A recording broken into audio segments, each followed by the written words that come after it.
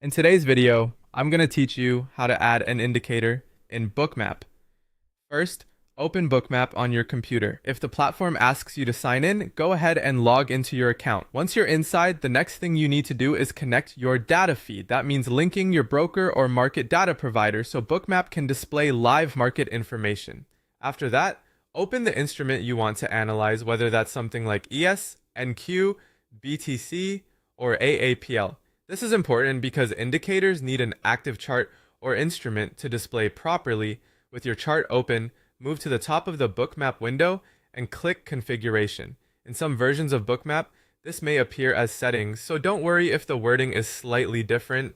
From there, you'll need to access the indicators area. Depending on the type of indicator you want to use, you'll either go to Configuration, then Add-ons, then Manage Add-ons for add-on based indicators, or go to Configuration, and then Indicators for built-in tools. Now choose the indicator you want to add. Bookmap offers several popular choices, including Cumulative Volume Delta, VWAP, Volume, Large Trades, Liquidity Tracker, Stops and Icebergs, and the Absorption Indicator. Keep in mind that some of these may be included with your Bookmap setup, while others could require a separate license or subscription. If you don't see one available, that's usually the reason. Once you've found the indicator you want, enable it by checking the box beside it or clicking Enable.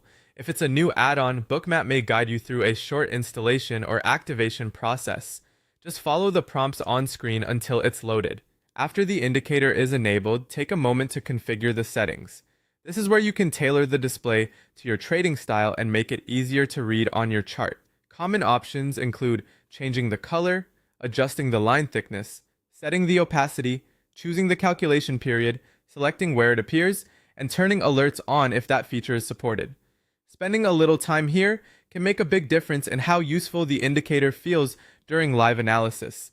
When everything looks right, click Apply or OK to save your changes. The indicator should now appear either directly on the Bookmap chart or in its own separate subchart.